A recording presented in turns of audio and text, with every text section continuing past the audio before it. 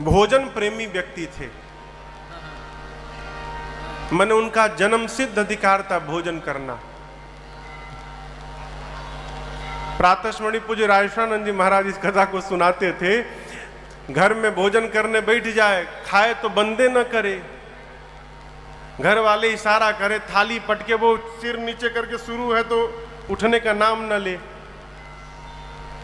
जब कोई आवे रोटी लेकर तो बोले दाने दाने पर लिखा है खाने वाले का नाम। तो रोटी वाला बोले तुम्हारे लिए दाना दाना नहीं है, बोला करो बोरी बोरी पर लिखा है खाने वाले का नाम। तुम दाना भर खाते हो। एक घर में गया खाने के लिए, लगा खाने, घर वाले खिलाते रहे। बोले अरे पानी भी पी लिया करो बीच में। बोला बीच आएगा तब न पीऊंगा, अभी बीच पहुंचा नहीं हूं बीच में। इतना खाता था।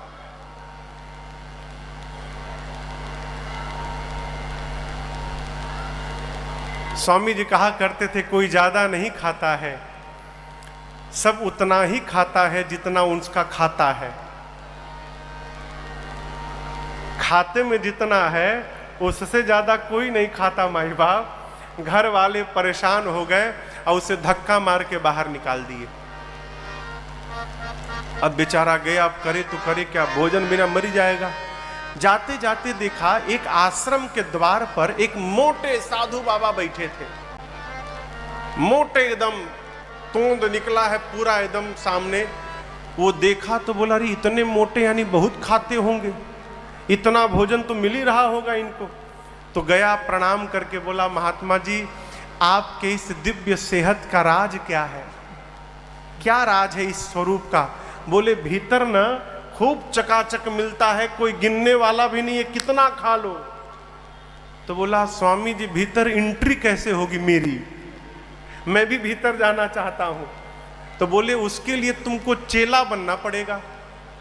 अब बोला काम, कुछ काम नहीं है, गुरुजी ऐसा माला देंगे, माला पकड़ के दिन भर राम राम जपना है। अब बेरा पर जाओ, थाली लेकर जितना पाना है उतना पाओ।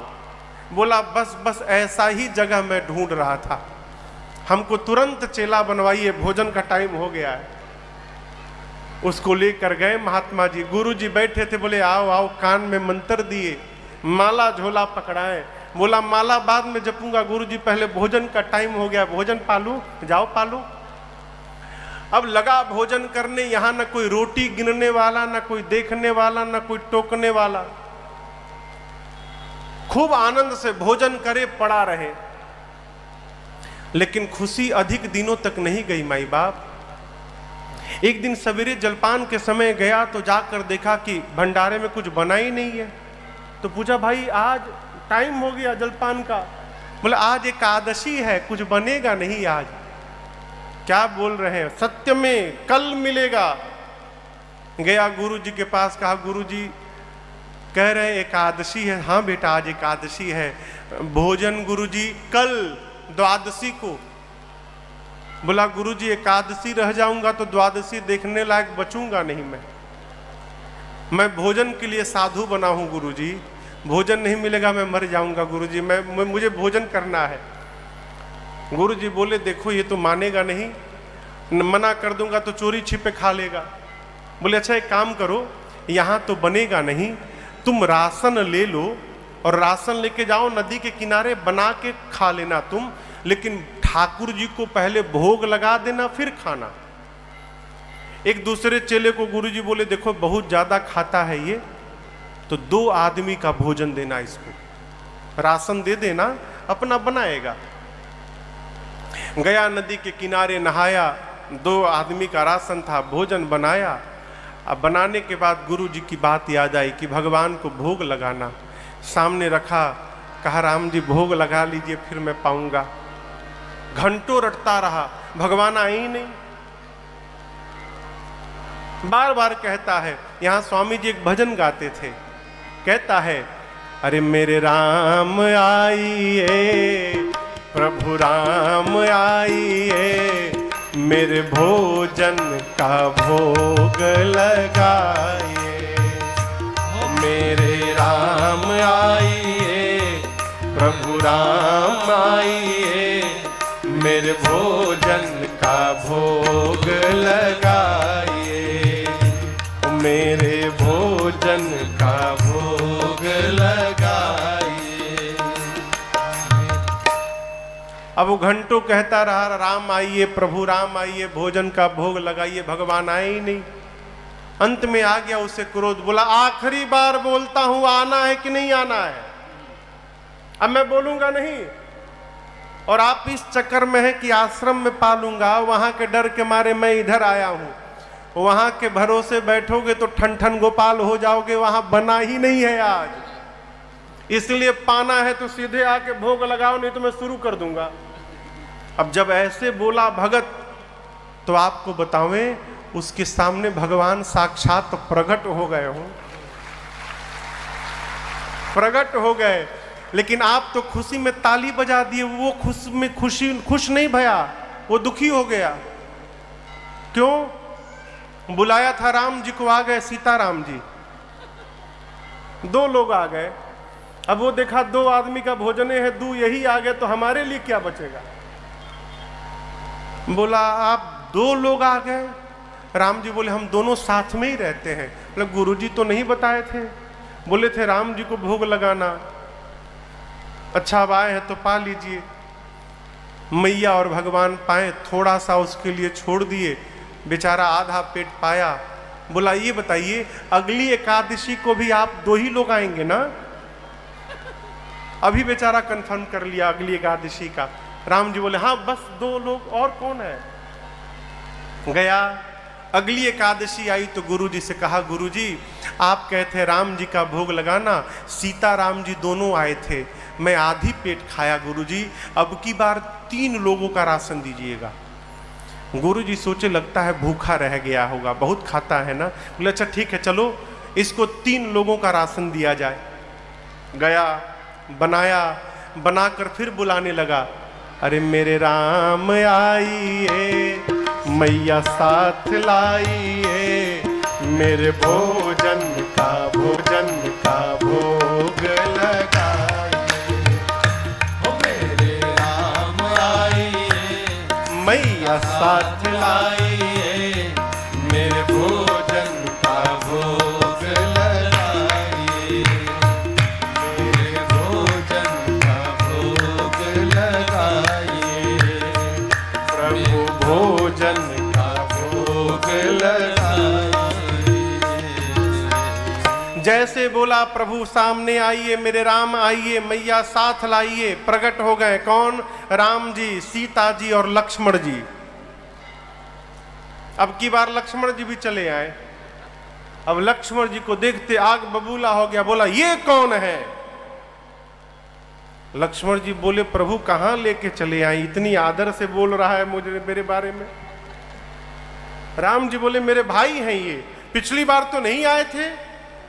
राम जी बोले कहीं फंस गए थे, आपको बताना चाहिए था ना कि ये भी आते हैं आपके साथ में, ये भी खाएंगे। राम जी बोले आए हैं तो पाएंगे ही, अब करे तो करे क्या। बोले ठीक है पा लीजिए।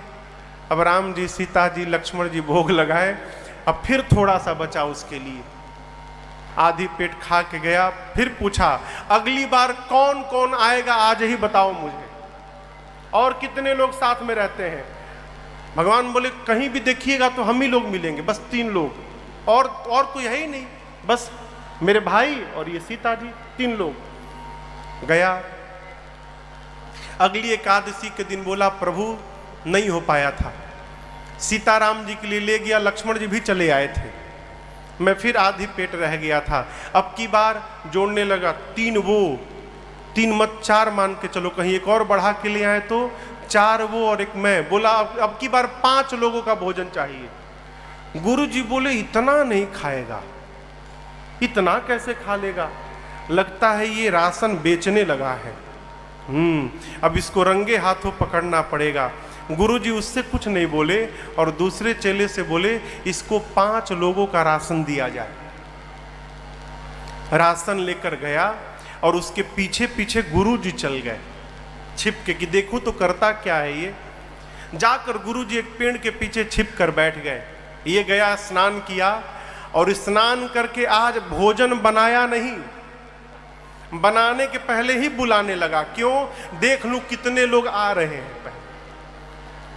लगा बुलाने, अरे मेरे राम आइए, सीताराम आइए, भैया साथ लाइए, मेरे भोजन का भोग लगाइए।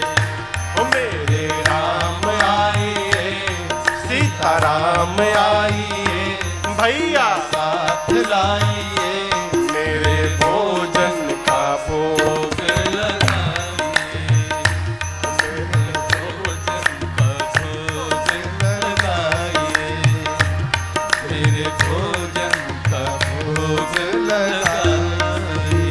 जैसे बिना बनाए आंख बंद करके बोलने लगा, मेरे राम आइए, सीताराम आइए, भैया साथ लाइए, आइए भोग लगाइए, प्रभु आइए। जैसे गाया प्रकट हो गए कौन? राम जी, सीता जी, लक्ष्मण जी, भरत जी, शत्रुघ्न जी, हनुमान जी। इतने लोग लगा कि अरे अरे बस करो बस करो बस करो। बोले आज तो हद कर दी, दो तो बढ़ाए बढ़ाए, साथ में एक बानर भी लेकर आए हैं। अब चुपचाप बैठा है, कुछ नहीं बोल रहा है। भगवान बोले कहां है, लाओ भोग लगाएं। बोले क्या लगाएं भोग? भोजन। कैसा भोजन बनाए? आज तो मैं बनाया ही नहीं। क्यों बनाऊं जब बनाने के बाद आज कुछ नहीं मिलने वाला है? पिछले दिन तो थोड़ा बच भी गया, आज 5 लोगों का लाया हूं, 6 आप ही आए हैं, एक मैं 7, तो आज तो कुछ मुझे मिलेगा नहीं। जब मिलेगा नहीं तो मैं क्यों मेहनत करूं? ये है राशन, अपने बनाओ खाओ, भोग लगा के जाओ, मैं नहीं बनाऊंगा। बैठ गया, राशन सामने कर दिया, कहा बनाओ खाओ ला जाओ यहां से। भगवान बोले ठीक है चलो, राशन लाए हो ना, कम से कम हम लोग बना के भोग लगा लेंगे। हनुमान जी लगे कूद कूद कर लकड़ी लाने सामान, भरत जी अमनिया करने लगे सब्जी, सब लोग काम में लग गए।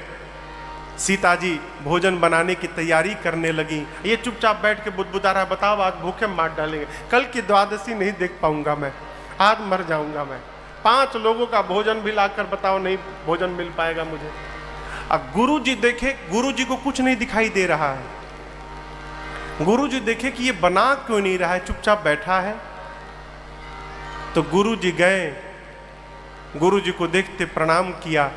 गुरु जी बोले बेटा भोजन क्यों नहीं बना रहे हो? बोला क्यों बनाऊं, जब भोजन बनाने के बाद मिलना ही नहीं है मुझे तो क्यों मेहनत करूं? ये बनाएंगे भोजन करेंगे। गुरु जी बोले बेटा 5 लोगों का राशन लाए हो, बनाओगे तो क्यों नहीं मिलेगा? तो बोला आपको ये राशन दिखाई दे रहा है और यहां बारात आकर बैठी है वो नहीं दिखाई दे रहा है। अब गुरु जी बोले मुझे तो कुछ नहीं दिख रहा है, कौन आया है? बोला यहाँ पूरे राम जी, लक्ष्मण जी, सीता जी, भरत जी, शत्रुघ्न जी, और वो उधर देखिए वो हनुमान जी हैं, शायद हनुमान जी भी हैं। इतने सारे लोग आए हैं, आपको नहीं दिख रहा है? गुरु जी बोले बेटा मुझे कुछ नहीं दिख रहा है। अब इसके लिए और समस्या लगा रोने राम जी के पास जाके, गुरु जी राम जी एक तो आज ऐसे ही मैं मरने वाला हूँ भूख, ऊपर से आप मेरे गुरु जी को नहीं दिखाई दे रहे हो।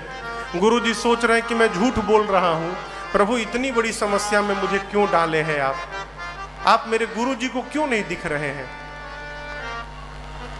राम जी बोले मैं तुमको तो दिखूंगा लेकिन तुम्हारे गुरु जी को नहीं दिखूंगा मैं। अब ये गया गुरु जी के पास, पांव पकड़ के कहने लगा गुरुदेव आप मेरा विश्वास करिए गुरुजी, सत्य में राम जी पूरे परिवार के साथ बैठे हैं और मुझसे कह रहे हैं कि वो केवल मुझे दिखाई देंगे, तुम्हारे गुरु जी को नहीं दिखाई देंगे। अब गुरु जी ये बात सुने तो रोने लगे और शिष्य अपने गुरु की आंखों में आंसू नहीं बर्दाश्त कर पाया हो, गया राम जी के चरणों को पकड़ के वो शिष्य रोने लगा, कहा प्रभु आप मुझे दिख रहे हैं, मेरे गुरुदेव को क्यों नहीं दिख रहे हैं? मैं तो कुछ नहीं करता हूँ, केवल नकली साधु बना हूँ प्रभु भोजन करने के लिए। मेरे गुरुजी तो कितने ज्ञानी गुरुजी हैं, आपके भजन में भी लगे रहते हैं, आप इनको क्यों नहीं दिख रहे हैं?